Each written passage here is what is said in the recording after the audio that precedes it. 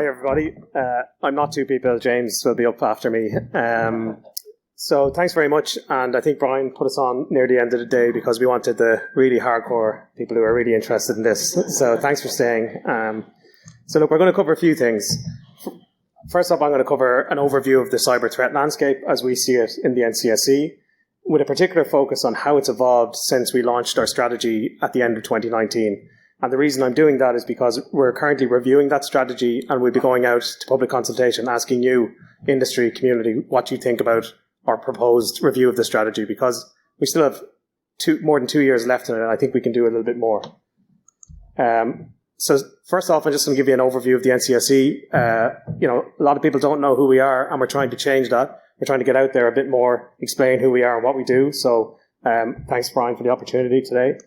So our mission, the mission of the NCSE is to lead in enhancing the security of essential networks and information systems in the state against cyber threats, facilitating a free, open, secure, stable digital ecosystem for the people of Ireland. So obviously a very lofty mission there, and it's something we think about a lot when we do our work in the NCSE. But one of the key points there is we see ourselves as leading, but we're not the ones doing. That's you guys on the front lines, on the coalface every day. And we're there to try and support and help you, as well as giving direct support then to our government and critical infrastructure partners. How we do what we do, we've a few main functions. One of the first ones is incident detection and response. That's where we kind of came from. We were originally the government CSIRT, Computer Security Incident Response Team. We have additional functions now of risk analysis and situational awareness, so trying to understand what the cyber threat landscape is and getting that information out there. Engagement, I lead up NCSE engagement team, so a big part of that is reaching out to our partners in government, critical infrastructure, business community, citizens, and the wider public. Cyber resilience is a big part of what we do, and we do that in a couple of ways.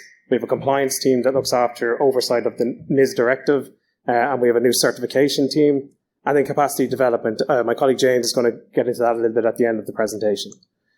So without getting into too much detail, this is how we're set up. We have two main directorates. We have a Directorate of Operations and a Resilience Directorate. In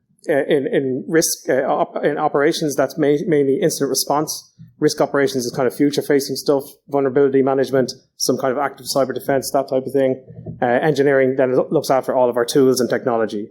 And then on the resilience side of the house, you have my team, the engagement team, and obviously we work very closely with operations.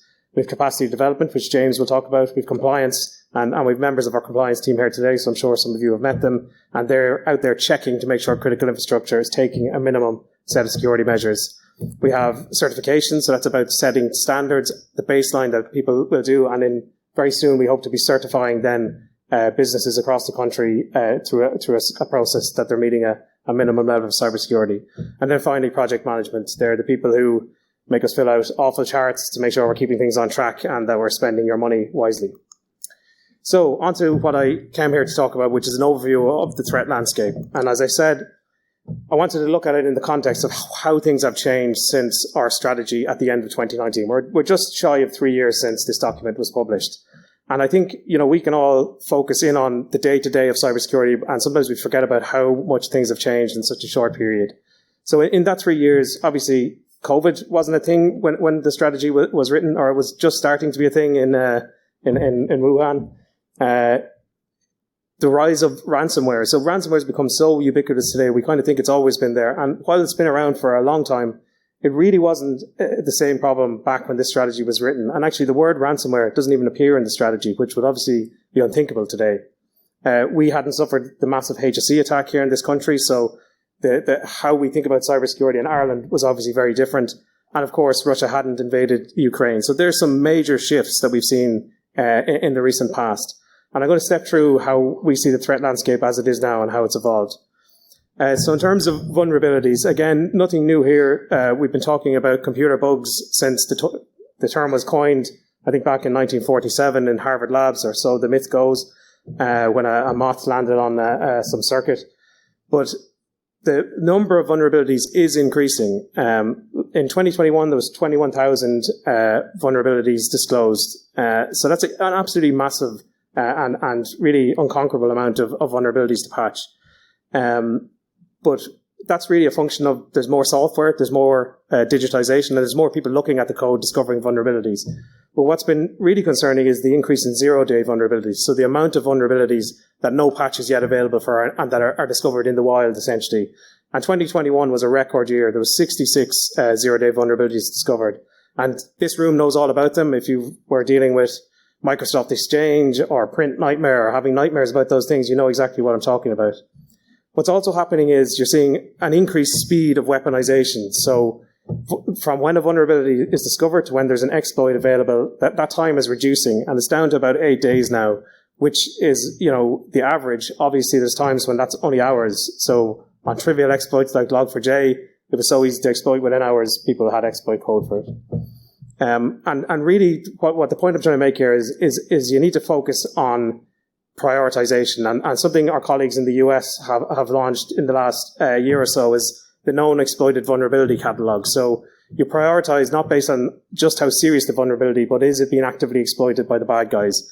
And that reduced that 21,000 vulnerability list down to 138 in 2021 that are on that list. And that suddenly becomes a much more manageable thing to focus on. We're not saying forget about the others, but at least they're the ones that you need to patch and patch now. Looking at criminal actors, what we've seen since the strategy came out is further increased specialization, sophistication, and collaboration. There's no longer the one-man band like our colleague who won the hacking competition today. It's teams of people who focus in on specific areas of the criminal ecosystem. So you don't have someone who's doing initial exploit all the way to exploitation of data. What you have is people who focus on initial access, you have people who focus on malware development, people who focus on crypto malware, and so on. And that specialization has allowed ransomware actors or criminal actors to get really, really good at what they do.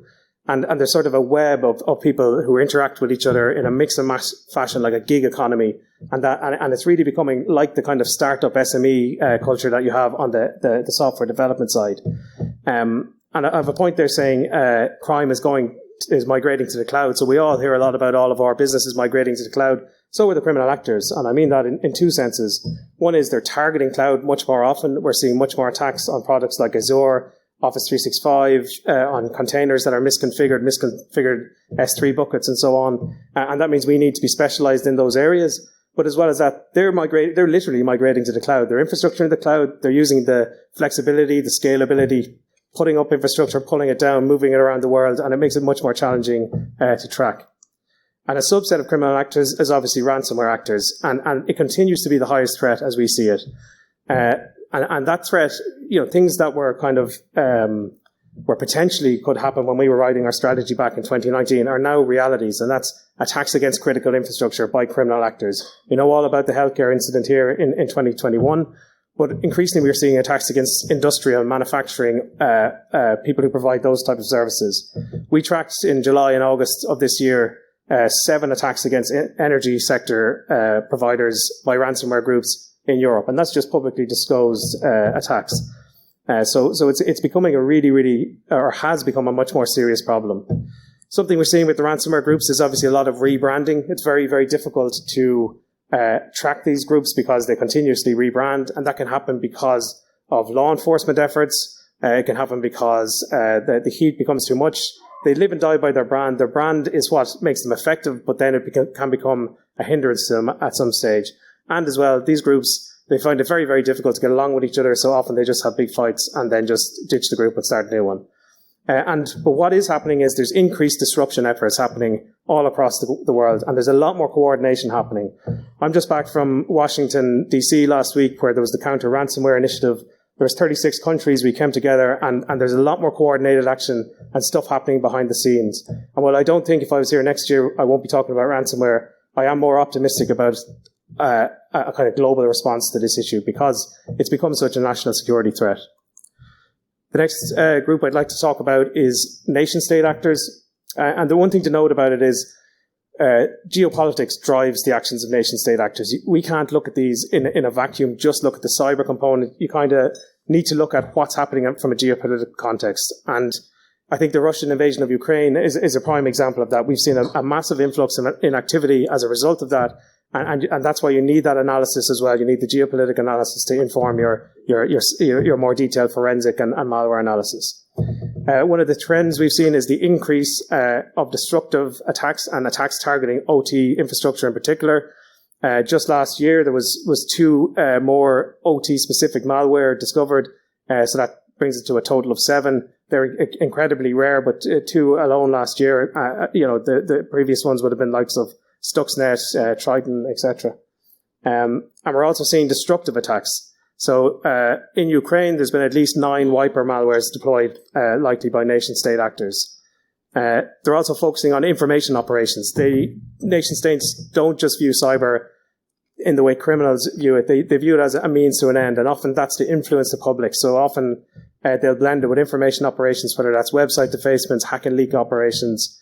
But the main activity of nation-states remains espionage, gathering information to inform their decisions and make geopolitical actions. And if you look at how that's played out in Ukraine, the Russian strategy there, they've basically divided out their operations in 3 main categories.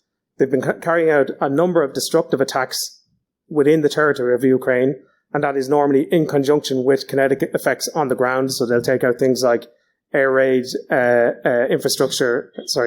defense infrastructure. They will carry out information operations against the general population before an incident. So there was a lot of activity, a huge amount of activity before the invasion. Then it sort of peters out as the invasion goes on because cyber becomes a little bit less effective. Outside of Ukraine, espionage is what has been seen. There's been a huge amount of espionage against bodies and NGOs across Europe as nation states try to gather that intelligence, and then influence operations, trying to drive the narrative, particularly in the global south, using issues like hunger and so on to try and gain influence and drive the narrative of what they believe it should be for the war. Finally, the last group I wanted to look at was hacktivists. Hacktivists are something that saw their kind of zenith around the late 2010s, when you had the likes of Anonymous, and then really were at a low level of activity up until the Russian invasion of Ukraine. And there's been a massive resurgence of hacktivist activity since that. And basically, obviously, falling into one of 2 camps, pro-Ukrainian or pro-Russian. And I think there's something like 60 groups operating, very difficult to keep track of what they're doing.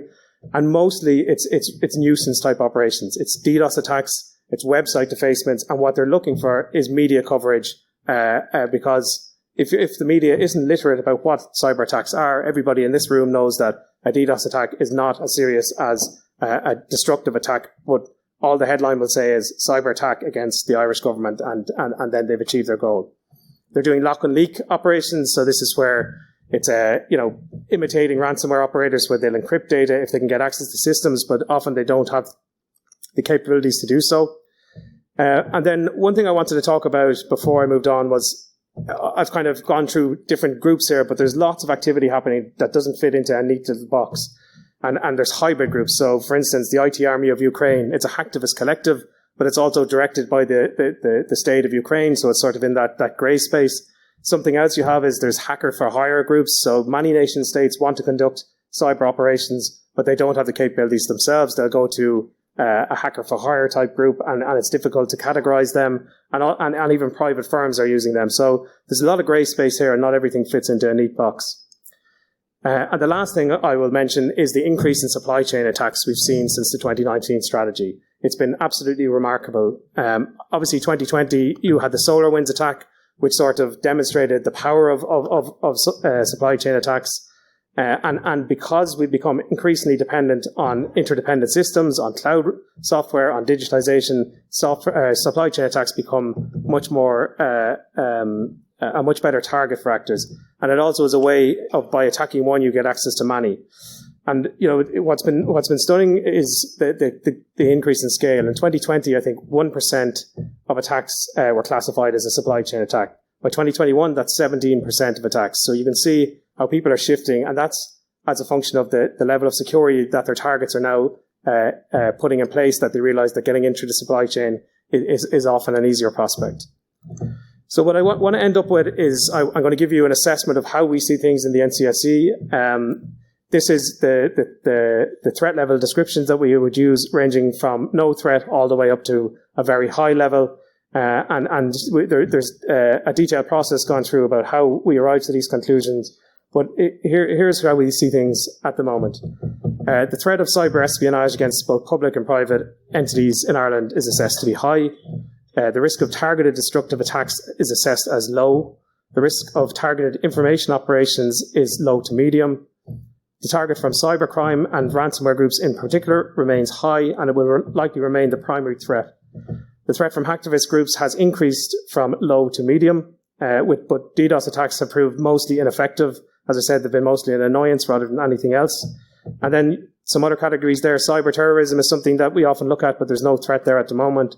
Individual hackers, we assess the threat at a national level as low.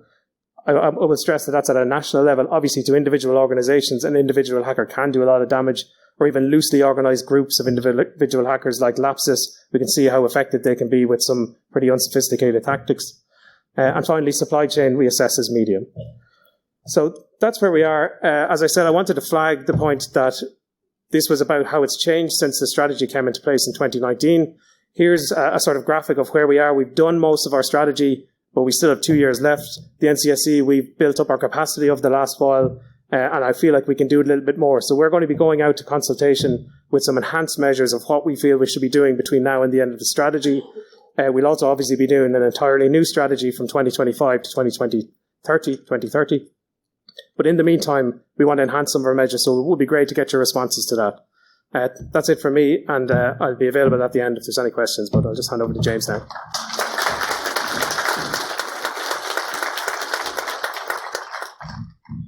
Thanks very much, Joe. As Joe said, I'm basically responsible now for the capacity building team in the NCSE. It's a new team that was set up this summer. Just a quick overview of what I hope to talk about. Basically, the role of Ireland as an EU member state, how it's influencing what we're doing in terms of cybersecurity, and particularly this new regulation around capacity building in an EU context. I'll also talk a little bit about the development centre that we're establishing within the NCSE, and of course the significant funding that's becoming available now through Europe in particular, that's available for business, for research, for innovation, for resilience in terms of ensuring that our systems are hardened, etc., in cyber. So I suppose the first issue we have is that we are in a member state of the European Union, and when it comes to cybersecurity, cyber has been on the horizon in Brussels for the last maybe 15 years at least. NISA was established in 2005, for example. So in particular, we had the first strategy in 2013, the NIST directive took 3 years to 2016. And of course, I suppose one of the key wake-up calls was the NotPetya and WannaCry attacks in 2017. And since then, we've been in overdrive in terms of the amount of legislation that's coming at us in cyber. So we have the Cybersecurity Act in terms of certification. That was alluded to earlier today, but in particular, NISA is now working on certification of 5G in regard to EU common criteria and also in regard to cloud services. Some of that has been quite controversial. It's been driven by what the EU, in particular, the current Commission have been looking at, which is strategic autonomy, the idea that Europe has been left behind. We need to build up our own indigenous capacity in Europe and become less reliant on those from outside Europe. And in that context, unfortunately, Brussels has not been making much of a distinction between Washington and Beijing in that space. So in that context, of course, we have work underway with NIS2. And of course, as Joe mentioned, we have a midterm review of the current strategy that will end in 2024. We expect NIS2 to be published later this year in the official journal. We then will have to transpose that into national law here, but that will require a much, much more granular national cybersecurity strategy from 2024-2025, dealing in particular with coordinated vulnerability disclosure, active cyber defense, procurement, cyber hygiene, secure threat sharing groups, etc. So very much that is kind of direction of travel. We also have now this autumn the Cyber Resilience Act proposal on the table. So how do we secure our IoT? what the concept of products with a digital element is out there in essence. So what type of baseline needs to be in place? And in that context, Brussels has been looking at, okay, we have all this regulation. What do we do in terms of incentives? How are we actually going to build critical mass? How are we going to pool resources together? And I suppose in that context, we have the regulation here itself, 3 key elements to the regulation. So you have this new centre in addition to ENISA. This is a second EU public body on cybersecurity that's been established in Romania, ineffective. It's still in a very much a start-up phase, still looking for an executive director to run it, but it's very much to pool resources there to facilitate, in effect, an EU cybersecurity competence community, in effect, which, again, is to be supported by national coordination centres. And that's where the Irish National Cybersecurity Development Centre comes in essence. And this is, I suppose, really much about trying to get people to connect, to engage in an EU context. And I suppose that brings us on to, the Irish kind of NCC. So effectively, this is now in development stage. So 3 key elements to it. It's about strategy and policy, influencing the direction of EU funding, whether it be coming through Horizon Europe, Digital Europe, etc.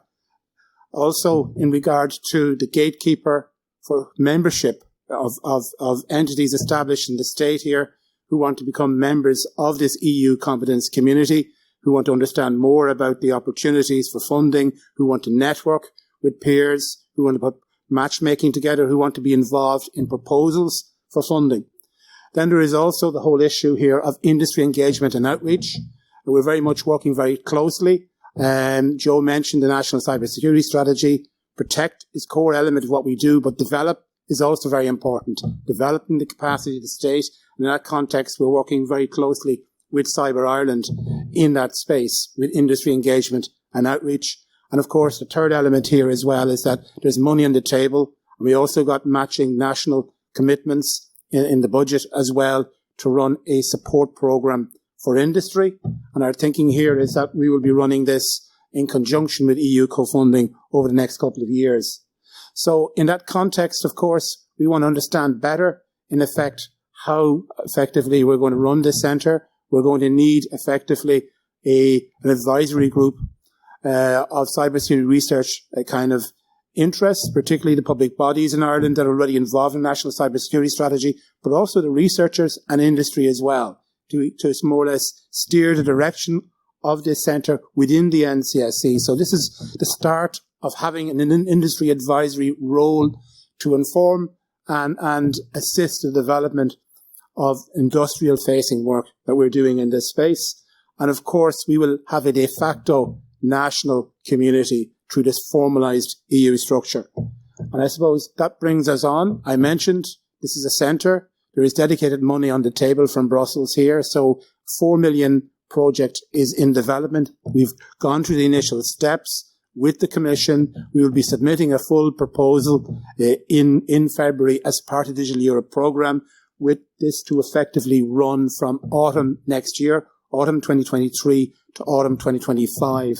And that will involve running open calls for proposals to support, in particular, the SME sector, both from 2 perspectives. From a resilience perspective, because that's the core of what the NCSE does, in essence, but also from the point of view of innovative cybersecurity solutions. So for the SMEs who are actively working in the industry, what are the assistance, what do you actually need to move to the next step?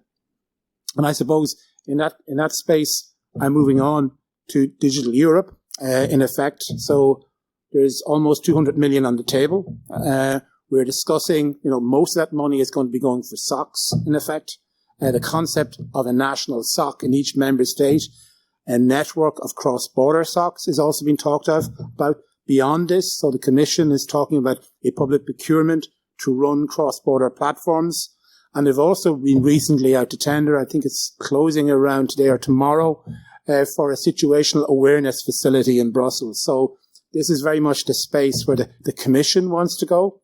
But aside from that, we also have funding there for ranges. We have funding to support certification work. And in that context, the National Standards Authority of Ireland are working with colleagues in Cyprus, going beyond just looking at ISO 27000 certification, but looking to see what's coming out from Europe in particular in terms of cloud certification. How do we ensure that we have local capacity in place in terms of conformity assessment, and also when it comes to accreditation through INAB in an Irish context? And of course, we're looking at 5G here, we're looking at innovative solutions, and we're looking at measures not just in the context of the existing NIS directive, but also what's coming down the line in terms of NIS 2, where we're moving from potentially less than 100 kind of core entities, potentially well over 1,000. So in essence, no matter who you talk to, you're talking about a tenfold increase at least in the number of organizations that are going to be coming within scope. So again, we need to be looking to see what type of assistance and supports are needed there. And they themselves will be looking at this and seeing, okay, to what extent do we need to leverage off the experience of others in this space? And of course, that brings me to the Digital Europe program itself. I mean, the Commissioner running this at the moment, it's out there. It's it's up and running. So you can look at the call text, you can read it, you can see what the proposals are. You were talking here about 176 million. It's 50% co-funding, but if you're an SME, you're talking about 75% EU co-funded. So you need to come up with the matching yourselves. And you're talking about projects between 2 and 3 years over the perhaps running from late next year to 2025, 2026. So this is an opportunity. Digital Europe is a new program.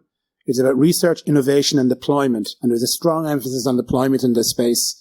Of course, there are restrictions. I mentioned strategic autonomy at the start. And some of the restrictions in the current program mean that it's not going to be possible to use technology that comes from outside the EU in essence. And that is a key restrictive factor, unfortunately, with this, but we're going to have to figure out how we're going to work around it. And I suppose with that in mind, we are organising a webinar next week. In essence, the details are available on the NCSE website to more or less do a soft launch of the centre. We will be having the director of the NCSE, will be having a senior official from the European Commission talking about EU cybersecurity policy, talking about this particular regulation. We'll also be highlighting in detail the actual the opportunities arising with this Digital Europe program, which is opening next week on the 15th and closing in mid-February. So in terms of the development centre itself, you're going to hear a lot more about us. We'll be doing webinars, virtual newsletters, matchmaking events, etc. We'll be networking at European level as well in trying to ensure that players can connect. We're working closely with Enterprise Ireland in that space in terms of the NCPs through Horizon Europe. We'll also be working with the digital innovation hubs that are also going to be funded through ET&E in that space, as well as with SFI and others. So I think there's an opportunity here. Brussels is putting a lot of money into cyber. There's only 1.65 billion into the core program. That excludes dealing with QCI in terms of quantum. It also excludes the kind of work that's going on, in terms of digital skills as well, in terms of the cyber component. So I think without any further ado, I'll stop here and I think we can open it up to questions.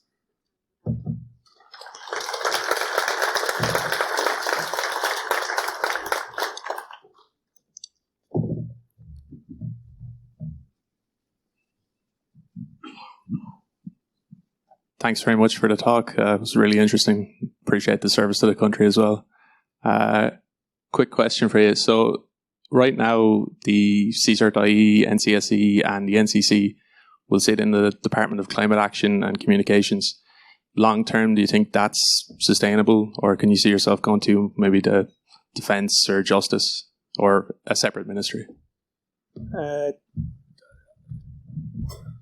Basically, the way it works is we have access to our minister who's at cabinet, so we have a direct line in that sense, and our director often talks to the Taoiseach. So it really is kind of just administrative, which department we come under. And cybersecurity, the centre we're about national resilience. Our Department of Environment, Climate and Communications has a long history of working with critical infrastructure operators, the energy sector, and so on. So there's a lot of synergies. If you look across Europe, there's no standard model. Some countries have it in their Department of Defence, generally Eastern Bloc countries. Many of the Central European countries are like ourselves. They'll have it in a Department of Communications. Some people have it as part of their Interior Ministry or Department of Justice, and some have it in the Prime Minister's office. So there's no standard model, and I don't think there's any plans for us to change at the moment, is the kind of short answer. Perfect. Thanks. Thanks. Appreciate it. We're actually up for time now. Look, we'll be around anyway if anyone wants to ask.